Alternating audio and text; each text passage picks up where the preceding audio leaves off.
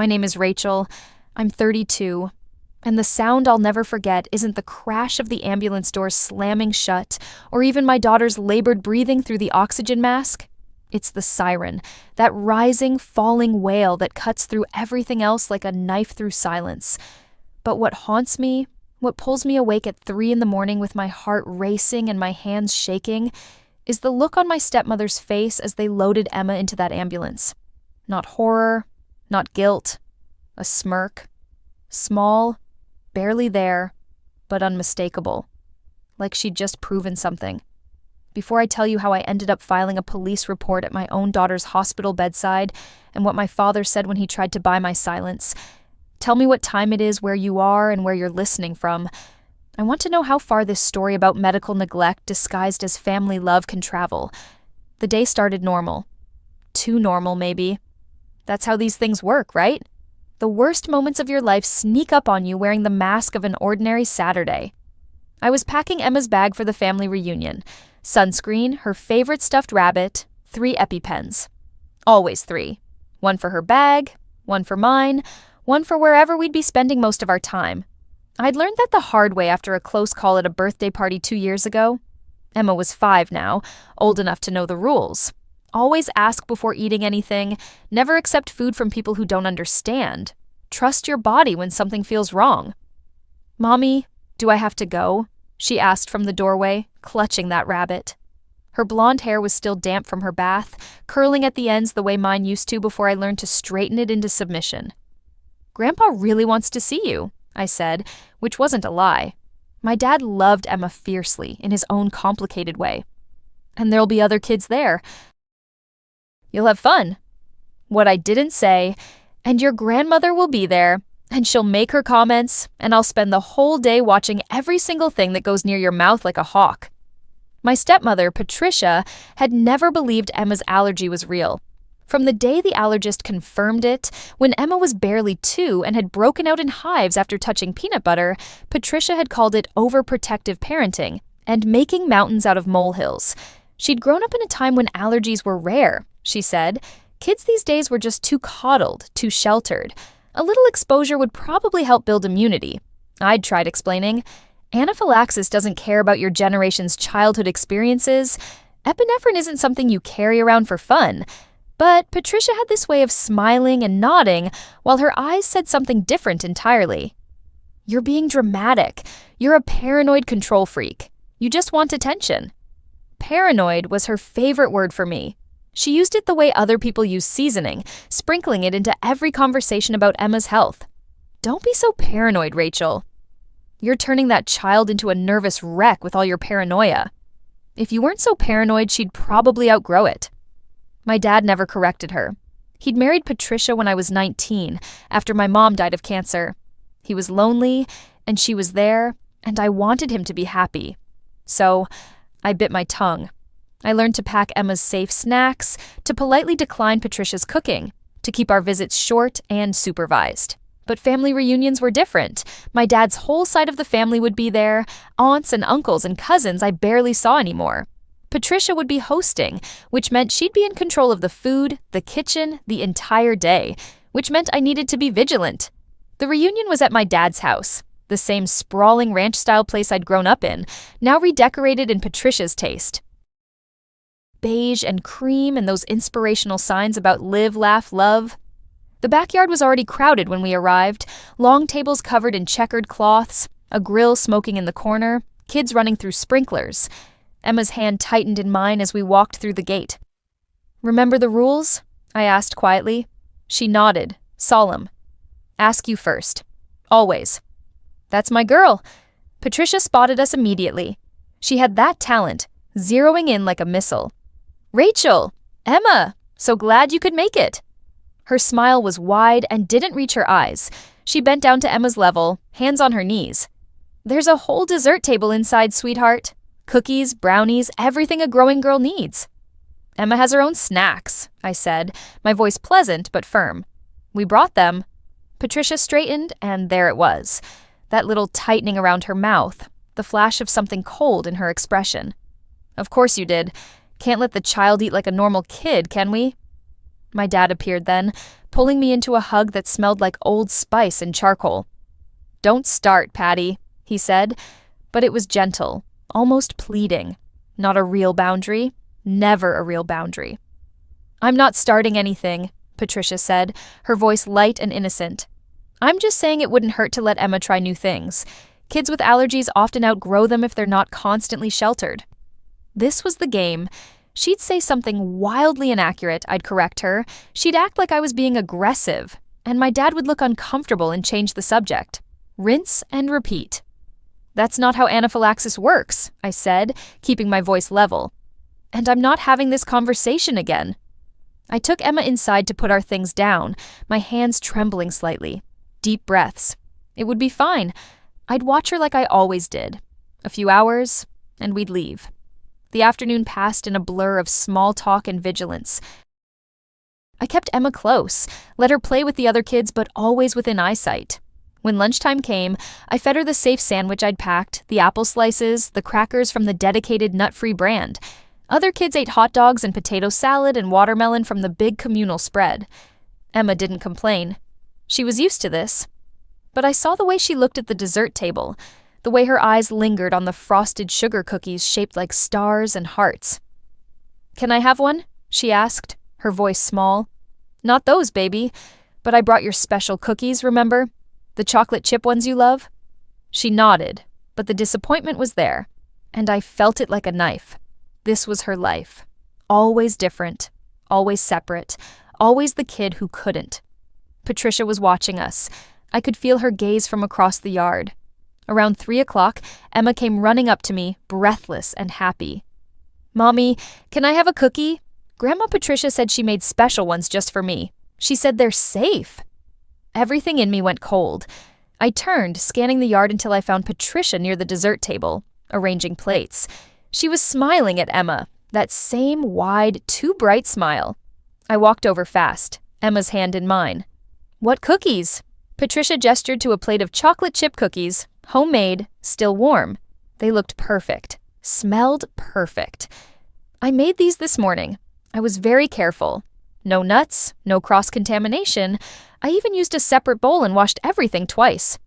Her voice was patient, like she was explaining something simple to someone slow. "See? I do listen, Rachel. I know you think I don't care about Emma's safety, but I made these especially for her."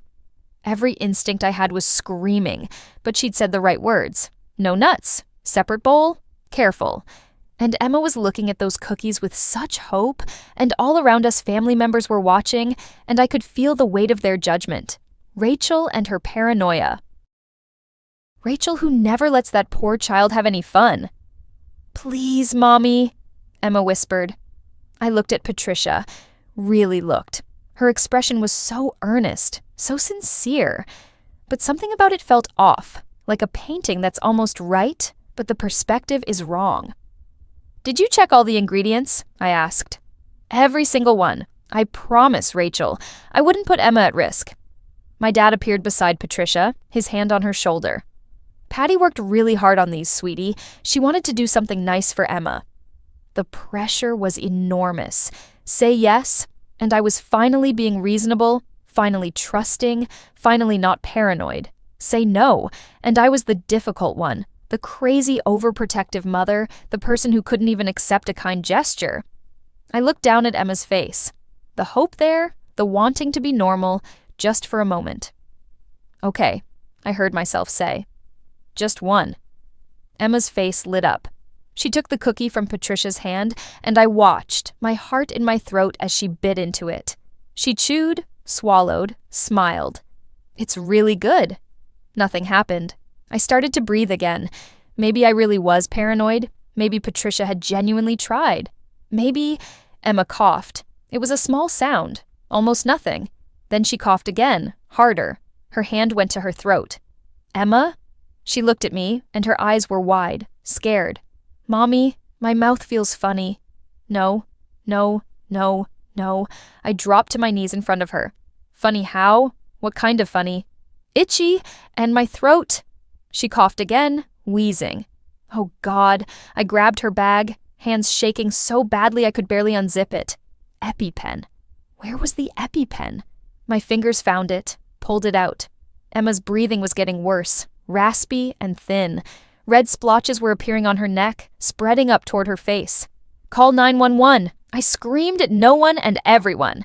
I pulled the blue safety cap off the EpiPen, pressed it against Emma's outer thigh, heard the click as the needle deployed. Emma cried out, but I held it there. 1, 2, 3, 4, 5 seconds, then pulled it away. "You're okay, baby? You're okay? Help is coming." But she wasn't okay. Her lips were swelling. Her breathing was worse. One EpiPen wasn't enough. Someone was on the phone with 911. Voices surrounded us, panicked, asking what happened, what they could do. I pulled out the second EpiPen with shaking hands. Another injection. Emma was crying, struggling to breathe, her small body going limp in my arms. "Where's the ambulance?" I screamed. The world had narrowed to Emma's face, her breathing, the rise and fall of her chest that was too shallow, too fast. I could hear my own voice from somewhere far away, telling her to stay with me, to keep breathing, that she was going to be fine. The sirens came. That sound, cutting through everything. Paramedics surrounded us. Professional hands taking Emma from my arms, laying her on a stretcher, fitting an oxygen mask over her face. They were talking to me, asking questions. What did she eat? When did symptoms start? What medications had I given? "Peanuts," I said, my voice not sounding like my own. "She's allergic to peanuts. She ate a cookie, 2 EpiPens 5 minutes apart." "The cookies were safe," Patricia's voice cut through. "I made them myself. There were no peanuts." I turned to look at her. She was standing back from the crowd, my father's arm around her shoulders. And on her face, underneath the appropriate expression of concern, was that smile, that small, satisfied smirk. Everything stopped. She knew. "You're lying," I said. "I would never— What was in those cookies?" The paramedics were loading Emma into the ambulance.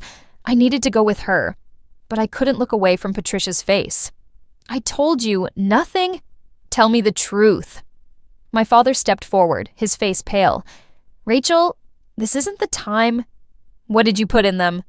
And Patricia's mask slipped, just for a second, but I saw it. The flash of annoyance, of being caught, of having to admit something she didn't want to admit. "I used a little peanut butter," she said, "just a tiny bit, mixed into the dough. I thought if she didn't know, if she just ate it, it would prove that this whole allergy thing is all in her head, that you've been making her think she's sick when she's perfectly fine." The world went white. "Ma'am, we need to go," a paramedic said, touching my arm. I climbed into the ambulance. Through the doors, I could see my father trying to pull Patricia back, trying to hush her, his hands gesturing frantically. He was looking around at all our family members, all those watching faces, and I could read his lips. "Not now. Don't make a scene." The door slammed shut. The sirens started. Emma's small hand found mine through the tangle of wires and tubes. "Mommy?" "I'm here, baby. I'm right here." But in my head, all I could hear was Patricia's voice, just to prove it's all in her head. She had poisoned my daughter to win an argument. The hospital was a blur of bright lights and rapid questions.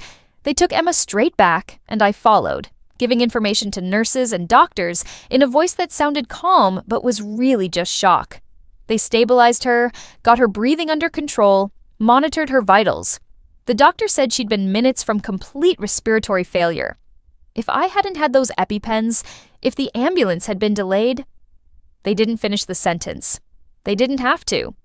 I sat beside Emma's hospital bed while she slept, her small chest rising and falling steadily now, the oxygen prongs in her nose, an IV in her tiny hand. She looked so fragile, so breakable. My phone buzzed. My father. I let it go to voicemail. It buzzed again. Another call. Then texts started coming through. "Rachel, we need to talk about this rationally. Patricia feels terrible. She didn't mean for this to happen. Can we please discuss this as a family before you do anything rash?" I stared at the messages until the words stopped making sense. The door opened. A police officer stepped in, a woman with kind eyes and a notepad. "Ms. Foster, the hospital called us. They're required to report suspected child endangerment. I need to ask you a few questions about what happened today." And just like that, The fog lifted. I told her everything. The history of Patricia dismissing the allergy, the warnings I'd given, the conversation about the cookies, Patricia's admission that she'd used peanut butter deliberately. The officer wrote it all down, her expression growing more serious with every sentence. "Would you like to file a formal report?" she asked. My phone buzzed again. "My father, please, Rachel, think about what this will do to the family. We can work this out privately." I looked at Emma, still sleeping, still recovering from the poison someone who claimed to love her had fed her to prove a point. "Yes," I said. "I want to file a report." The officer nodded. "I'll need to speak with witnesses from the reunion, and we'll need a formal statement from you." "Okay." My phone rang. This time I answered. "Rachel, thank God." My father's voice was strained. "Listen, I know you're upset, but..." "Upset?" My voice came out flat. "My daughter almost died." I know. Patricia feels awful. She's devastated. She never thought... She told me she did it on purpose, Dad, to prove the allergy wasn't real. She was trying to help. She thought if Emma just ate it without knowing, without all the anxiety and worry, she'd be fine. She was trying to show you that you've been overreacting. Overreacting? I repeated the word like it was in a foreign language. My daughter stopped breathing. But she's okay now, right? The doctors have her stable, so maybe this is a blessing in disguise. Maybe now we can... Stop talking. Silence on the other end. "There's a police officer here, Dad. I'm filing a report. Patricia is going to be charged with child endangerment." "Rachel, no. You can't. Do you understand what that would do to our family? The scandal, the embarrassment." "Good. Listen to me." His voice changed, took on a desperate edge. "We can handle this privately. I'll pay for all of Emma's medical bills, and I'll set up a fund for her future, for her college, whatever you need. $50,000. Right now. Just drop this." I sat very still. "Are you trying to bribe me?" "I'm trying to protect this family." My hand moved on its own, pulling the phone away from my ear, tapping the screen. "Record." "Say that again," I said, putting the phone back to my ear. "Patricia made a mistake. A terrible mistake. But she's not a criminal. She's my wife. She's family. And you destroying her life over this won't change what happened. But the money could give Emma everything. So you'll pay me $50,000 if I don't report your wife for deliberately poisoning my daughter." A pause. Then quietly, "Yes." I ended the recording. Saved it. Looked at the police officer, who had been listening with an expression I couldn't read. "Did you get all that?" I asked. "Every word," she said. The aftermath came in waves. Patricia was arrested the next day. The charge was reckless endangerment of a child. The local news picked up the story within 48 hours. Grandmother arrested after allergic reaction lands girl in hospital. Someone leaked more details. The deliberate use of peanut butter, the admission, the smirk. The community response was immediate and brutal. Patricia's friends stopped calling. My dad's colleagues started avoiding him. Someone shared the story on Facebook, and it went viral in our town's social media groups. The comments were vicious. How could anyone do that to a child? She should be in prison. The whole family is toxic. My father called me 17 times in 3 days. I didn't answer. On day 4, someone sent me a link to a local news segment. There was my father, looking older than I'd ever seen him, standing on his front porch trying to explain to a reporter that it had all been a misunderstanding, that the family was working through it, that sometimes these things get blown out of proportion. And then someone released my recording. I don't know who. Maybe the police department had a leak. Maybe someone at the hospital. But suddenly, there it was. My father's voice offering me $50,000 to drop the charges, playing on news websites and being shared thousands of times. Father attempts to bribe daughter after wife poisons granddaughter. The headlines were everywhere. My phone rang off the hook. Reporters, lawyers, child advocacy groups, other mothers with children who had severe allergies, telling me I was brave, telling me I'd given them courage to set boundaries with their own dismissive family members. I felt none of those things. I felt hollowed out, empty. Emma recovered fully. Her body bounced back the way children's bodies do, resilient and quick. But she had nightmares now. She'd wake up gasping, clawing at her throat, and I'd hold her and tell her she was safe, she was okay, it would never happen again. Because it wouldn't. We moved 6 months later. The lawyer fees had eaten through my savings, but a GoFundMe set up by other allergy parents had raised enough to cover them and give us a fresh start. We found a small apartment 3 states away, in a town where nobody knew our story. Emma started at a new school where the teachers actually read her allergy action plan, and the cafeteria had a dedicated nut-free table. Patricia took a plea deal: 2 years probation, mandated community service, and a restraining order keeping her away from Emma. My father sent one final text: "I hope you're happy. You've destroyed this family." I blocked his number, but the story didn't end there. It never does it? 3 months after the move, I got an email from a parent advocacy organization. They'd seen the news coverage. Would I be willing to speak at their conference? To share my story about standing up for my child's medical needs in the face of family pressure? I said yes. Then another invitation came. And another. Parent groups, allergy awareness organizations, online forums. I started doing interviews, writing articles. I created a website with resources for other parents: how to educate family members about severe allergies, how to set firm boundaries, how to recognize when just trying to help is actually endangerment, how to advocate for your child when everyone around you is calling you paranoid. The site grew. I started getting emails, hundreds of them, from parents dealing with dismissive grandparents, from mothers who'd been called overprotective, from fathers who'd been told they were being too strict. They shared their stories. Some had ended in tragedy, others had ended in estrangement. All of them felt alone. I told them they weren't. A year after Emma's hospitalization, I launched a podcast, Standing Ground: When Family Puts Your Child at Risk. The first episode was my story. The second featured a mother whose mother-in-law had deliberately exposed her dairy-allergic son to milk. The third was a father whose parents had dismissed his daughter's epilepsy as attention-seeking and had denied her medication. The download numbers grew. The community grew. Emma turned 7, then 8. She started drawing pictures of hearts with Band-Aids on them, of broken families glued back together. In her art therapy sessions, she talked about forgiveness, about understanding that Grandma Patricia was sick in her head, that Grandpa was scared. I listened to her. I hugged her. And I taught her something I wish someone had taught me earlier. You can forgive people without letting them hurt you again. You can love people from a distance. You can grieve what you lost and still build something new. Emma is 10 now. She's bright and funny and carries her EpiPens without complaint. She tells her new friends about her allergy matter-of-factly, the way other kids talk about wearing glasses or having braces. She knows her body, trusts her instincts, speaks up when something doesn't feel right. Sometimes she asks about my dad, if he ever asks about her, if he's sorry. I tell her the truth. I don't know. He stopped trying to contact me years ago. Maybe he's sorry. Maybe he's not. Maybe he's told himself a version of the story where I'm the villain and he's the victim. People do that. They rewrite history until they can live with it. But we can't control what other people tell themselves. We can only control what we do with our own truth. Last week, I got a message from a mother in Oregon. Her daughter had been hospitalized after the grandmother fed her shellfish to prove she was faking.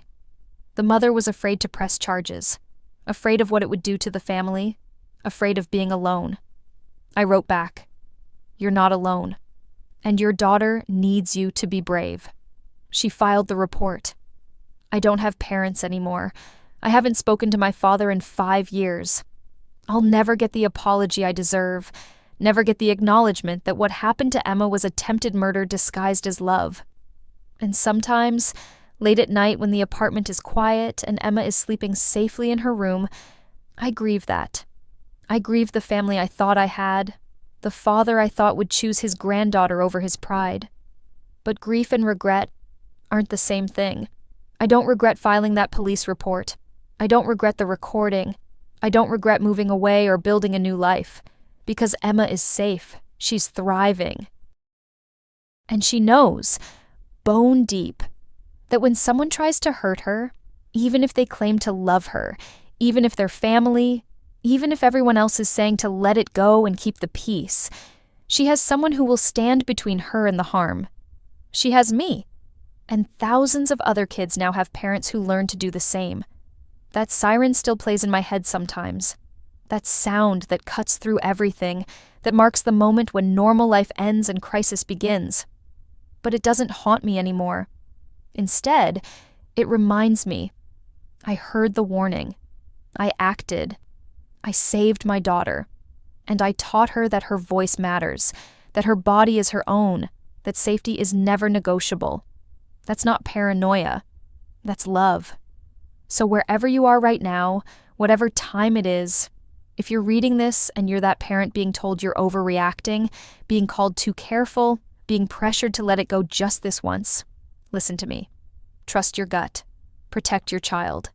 And if that means losing people who won't respect your boundaries, then you haven't lost family. You've lost their willingness to endanger your child. And that's a loss you can live with. I know. Because I'm living proof. My name is Rachel. I'm 37 now. I have no parents. But I have a daughter who knows what it means to be truly protected. And I have a voice that won't stay quiet. The siren doesn't haunt me anymore. It just reminds me that I was ready when it mattered most. And I'd do it all over again.